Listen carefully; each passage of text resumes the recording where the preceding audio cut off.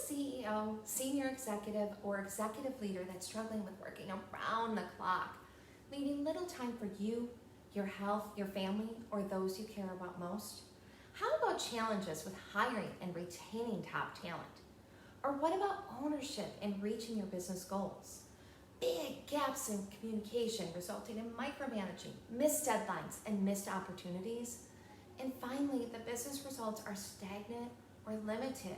You're not alone. Stay tuned for the next 10 minutes, and I'm going to teach you my 5-step system so that you can create a team of engaged employees, increase productivity, and drive profits, all while taking care of your health and well-being. Hi, I'm Michelle Cox, Executive Life and Leadership Coach. I've dedicated the last 20 years of my career supporting high-performing individuals and teams in leveling up the leadership of themselves and their teams to lead with more impact, increase engagement and productivity to surpass their KPIs. What I've discovered from working with hundreds of leaders is that there are 5 key pillars that you need to focus on to create a successful organization. The first area is becoming the leader of your life. How often have you not done things at the expense of those around you? Stayed up late, skipped lunch, canceled plans with loved ones, all because you're burning the midnight oil trying to get a project done, only to leave you more stressed and burnt out. You're not alone. 43% of executives stated they are stressed and burnt out. The bottom line is this: if you're operating in survival or stress mode, if you're not sleeping or eating well, and you're trying to give from an empty cup, and there's nothing left to give, and that's a recipe for disaster. And this is why this is the first area I address in the Performance Accelerator. We need to make you become the leader of your life, and it's about stepping up and stepping into wholeness. Take my client Casey, for example. He came to me overweight, not sleeping, drinking too much, eating poorly. Sound familiar? Working with me, he created a plan. He limited his drinking, he changed his diet, lost 25 pounds, and moved from surviving to thriving. He was in the best shape of his life and felt like he was in his 20s again, not only personally, but professionally. His sales results went through the roof. That leads us to the next pillar: becoming the leader of yourself at work.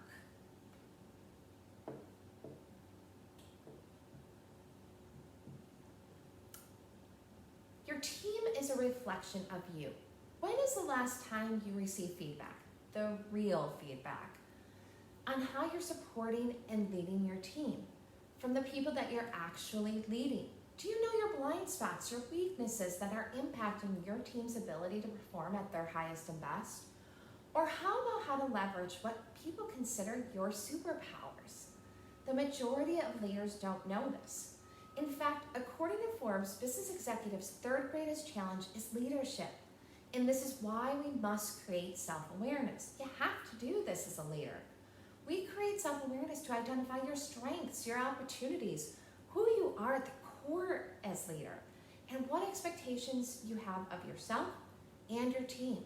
Just like my client Larry, he was berating his team on calls, was short with his peers, and he had team members complaining to HR and the CEO about his behavior. He had no awareness of what he was doing or how it was making people feel. After completing a 360 with a variety of people, he was embarrassed, and all he wanted to do was change. But until he truly understood the impact he was having, he couldn't understand it. And that transformed his ability to lead. And the same is true for you. Which leads us to the next area: leader in your relationships.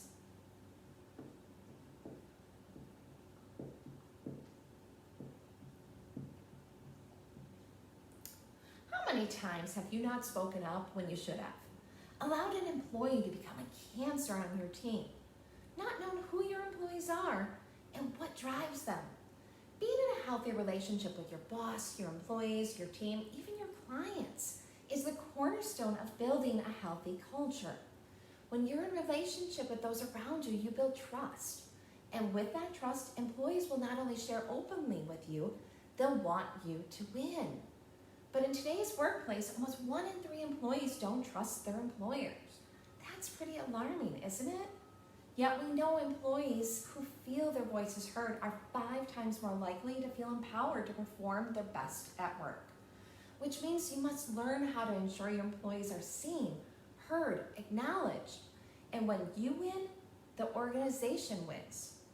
Take my client Eric, for example. He didn't know his team at all, what their pain points were, what made them thrive, what got them excited. He didn't acknowledge that, which meant he was doing all the work. They did what they needed to get by, and that was that. After working with me, he started creating authentic relationships with them, found out what got them excited, started one-on-ones, team meetings, and guess what? They started to take on projects outside of their scope, all because he started creating relationships with them. He viewed them personally and professionally. He looked at them as a whole human being.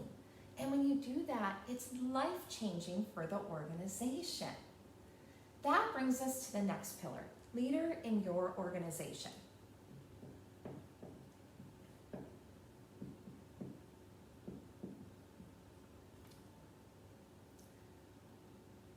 Being a leader in your organization starts with you having a clear vision on where you're going.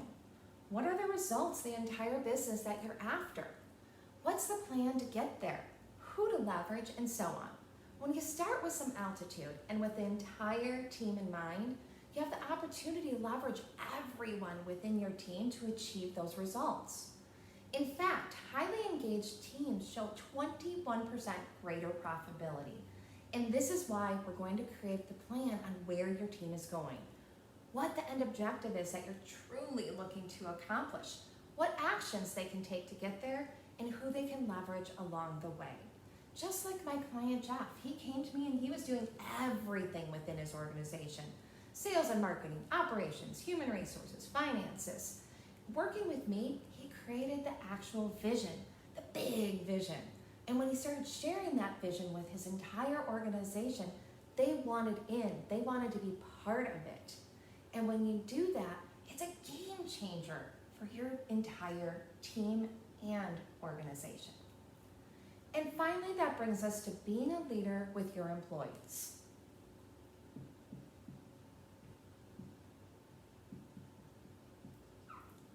Employees don't just come to you with all the bells and whistles they need to be successful in your organization. Sure, you hired them for a reason, but that needs to be nurtured. But this is a problem in a lot of organizations. They hire people but don't bother to nurture them. And this low employee engagement is a very costly problem. It costs you $4,000 on average to hire new talent and an additional $1,000 to onboard them. That means every time you lose an employee, it's $5,000. Not to mention training, hiring, losing that talent to competition, and that doesn't include their intellectual knowledge that they have, which in turn costs you 50 to 100% of that employee's salary. The bottom line is this: employees must continue developing for them to be engaged in your organization. This is what we teach you in the Performance Accelerator, how to continuously develop your employees, which in turn keeps them engaged in your organization. The more you invest in your employees, the more they invest in you. Take my client Alex, for example. Alex, a senior leader in an organization, took over a team, and they had the highest attrition. Working with me, he started creating coaching, developing, trainings, and guess what? Attrition dropped. Employees were engaged and wanting to learn and share information. If you're ready to transform the leadership in your organization, create a culture of open and transparent communication, maximize productivity and employee engagement, and surpass your KPIs, then click the link below to book a call with me. And we'll chat about how the Performance Accelerator can level up your organization. I look forward to speaking with you.